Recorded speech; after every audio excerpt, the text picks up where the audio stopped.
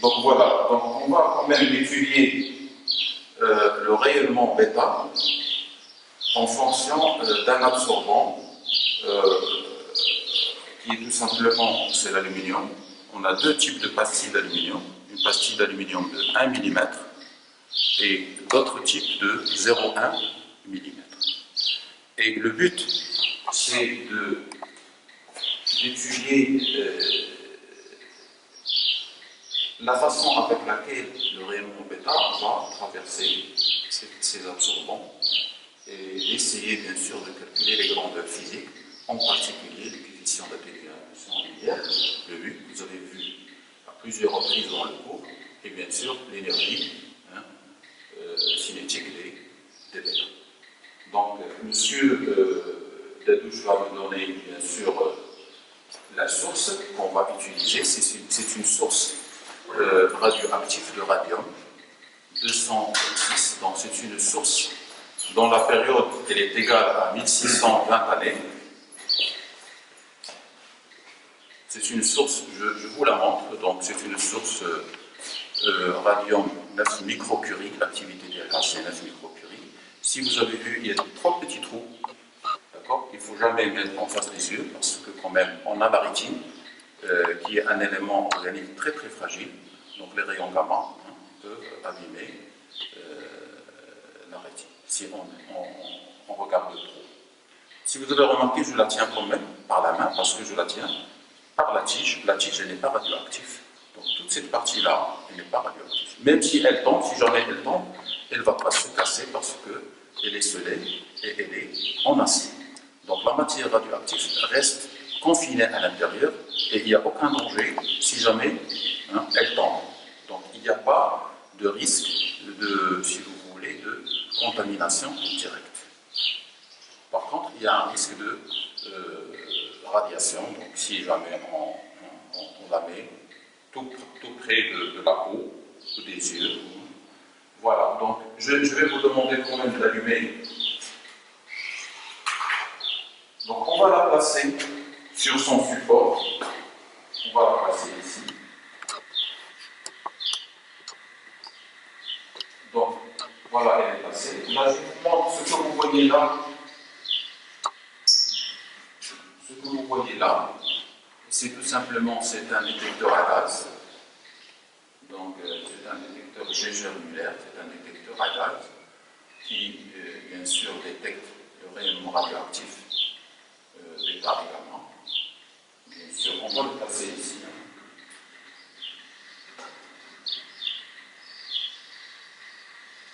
Et bien sûr, ce détecteur a besoin d'une alimentation électrique parce qu'il a besoin d'une tension de 500 volts pour pouvoir fonctionner, pour pouvoir récupérer les électrons d'ionisation qu'on va créer suite à l'ionisation à l'intérieur de la chambre.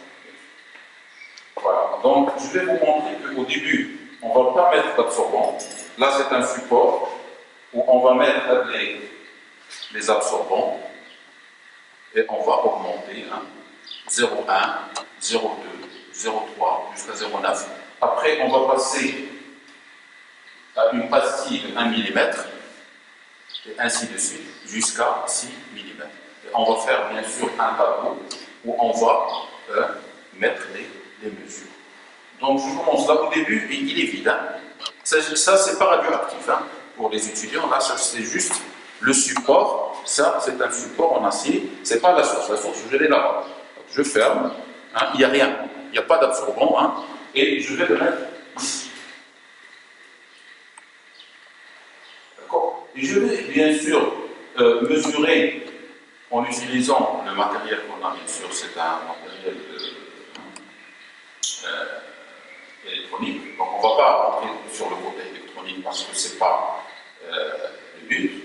Là, je vais fixer quand même le temps de mesure. On peut fixer le temps de mesure à 10 secondes, à 60 secondes ou à 100 secondes. Là, on va quand même choisir 10 secondes.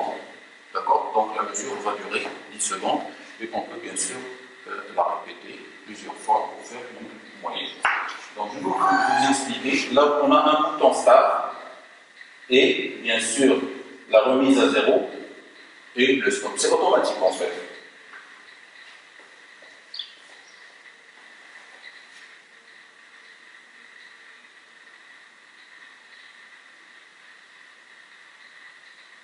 Et si vous voulez, ça, c'est le point de départ.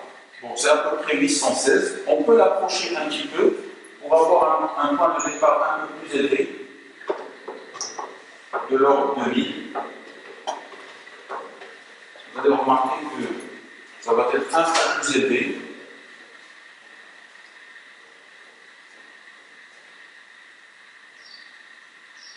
Ce qu'il faut savoir, que cette mesure que je trouve 1099, si jamais je la refais, je ne retrouve pas la même chose.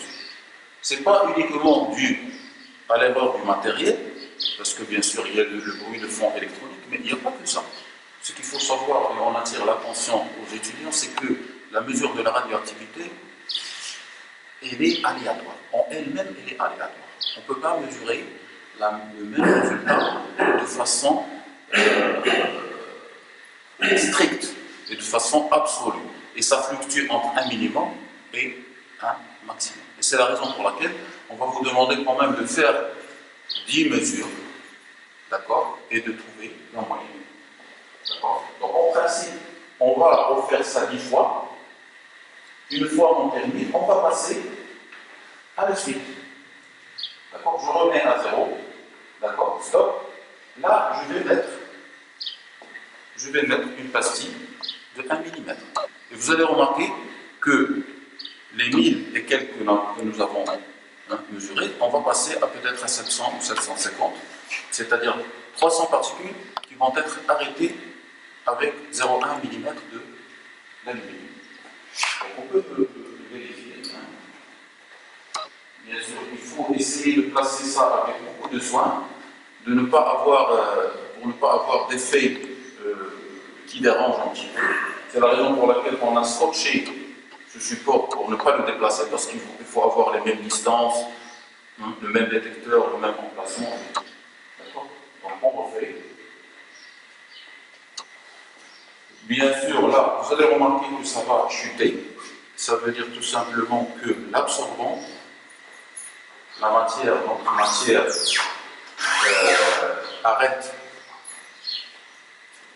la radioactivité.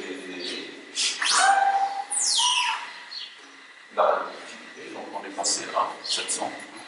Et bien sûr, si on refait, on ne va pas trouver 760, parce que c'est aléatoire. Comme j'ai dit, c'est aléatoire. La radioactivité, elle est aléatoire. D'ailleurs, on va faire une manip sur l'aspect aléatoire de la radioactivité.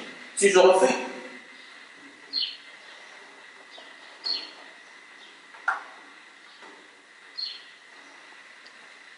voilà. Pas forcément je vais trouver cette valeur, je vais trouver une valeur qui avoisine les 775. D'accord. 805. Quand même, l'erreur. Cette erreur que vous voyez là, elle est issue de deux origines. Une origine, bruit de fond électronique, plus l'effet, si vous voulez, aspect aléatoire. Donc voilà. Donc on va continuer comme ça. Donc on ne va pas faire toutes les mesures. Donc en principe, on va faire 0,2. Donc je vais vous montrer 0,2, 0,3. Je vais faire juste quelques-unes. 5, 6 et 7. On va essayer pour vous montrer que ça va continuer à chuter. Donc là, j'ai mis cette pastille. Bon, la courbe, bien sûr, va diminuer. Et on va faire quand même un peu de physique en se basant sur l'outil mathématique pour exploiter la relation fondamentale de l'atténuation. N est égal à N0 exponentielle moins mu E. D'accord. Donc si je mets là, vous allez remarquer que ça va encore chuter. Je la place correctement. Voilà. Je remets à 0. Il est déjà à 0. Et vous allez voir que ça va chuter avec une épaisseur de 0,7 mm. En fait, je vous ai préparé, on va vous le mettre sur le site de la faculté, un tableau où il va y avoir les épaisseurs que vous allez fixer de 0,1, 0,2 jusqu'à 0,9 mm. Après, on va passer à 1 mm. Et par la suite, on va passer à d'autres valeurs. 1, 2. Vous pouvez détailler 1,1, 1,2. Après, et 2 mm, on s'arrête à 6 parce qu'on a tout simplement 6 pastilles. Donc là, vous avez remarqué 427. Si on refait, pourquoi on fait 10 fois la mesure? Parce que tout simplement pour avoir une valeur moyenne. Parce que ce n'est pas un résultat fixe. Il y a l'erreur du matériel et il y a l'aspect aléatoire. Bien sûr, là, je ne vais pas trop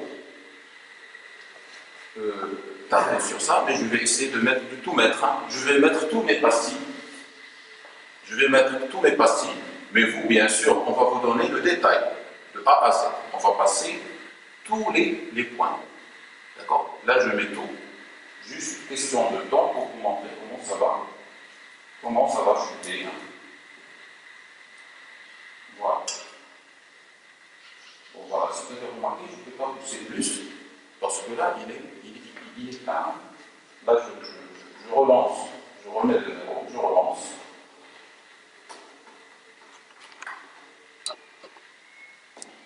Voilà, donc,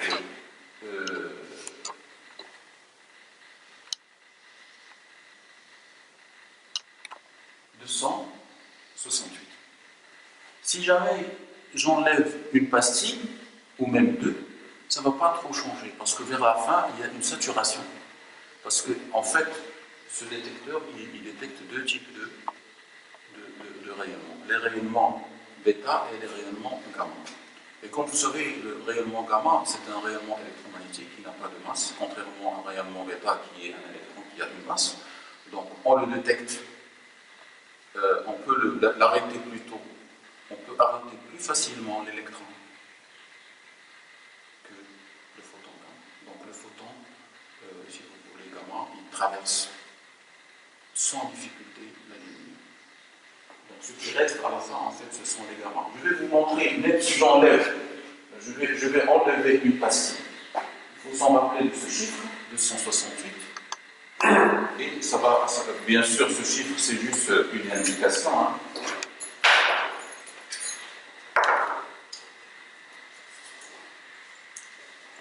Je vais stopper. Là, j'ai enlevé une pastille, c'est-à-dire en fait, j'ai une pastille de moins, 1 mm de moins. Cette épaisseur avec laquelle je vais travailler, il est inférieur, alors, je vais refaire. Bien sûr, nous, on va vous donner le détail pour tracer la courbe et pour avoir le vrai résultat.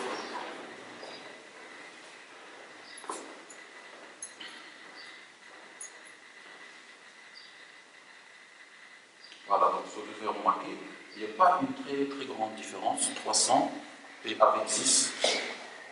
Si je refais encore une fois pour voir.